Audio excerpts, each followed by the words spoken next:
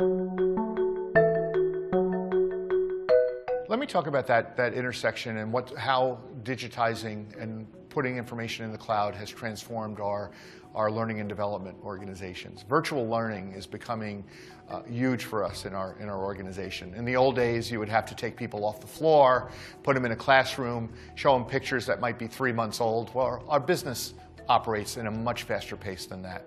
Imagine our associates coming into a Macy's store, being able to look at a training video right on their smartphone or on the POS system to understand the newest sales, the products, their features, and within 3 or 4 minutes they're able to help that customer in a much better way.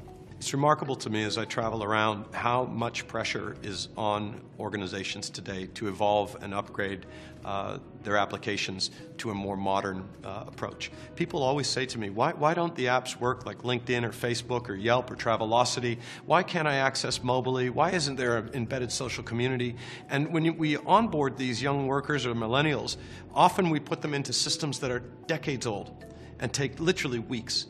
And where most companies are turning is now to increment that digital experience socially. I need to talk to the people that I've hired and find out where their people are in their network and bring them in. And then onboarding plays an increasingly important role. You know, if you look at the turnover rate of millennials, the highest point is at 6 months.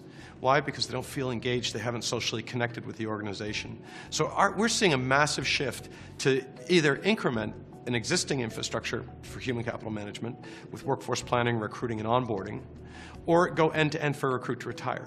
So let me be clear about social, because I'm not talking about using any third-party chat product. I'm talking about the fact that the social portion is embedded in our product.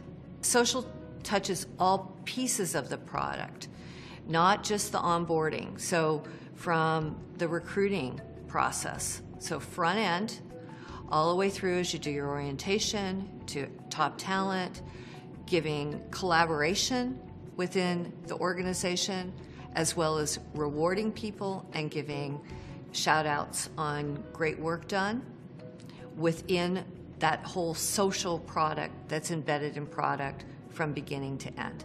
I'd say the big change in the way companies are operating with respect to people is it needs a lot more information. And it's hard for companies the way they have been operating with their old systems to do this well. And technology, of course, makes this much easier, but it does mean that you can't necessarily just take your existing systems and, push them a little further. So it does mean rethinking some of these systems, and that's an opportunity for companies to be able to do things that right now they can't do.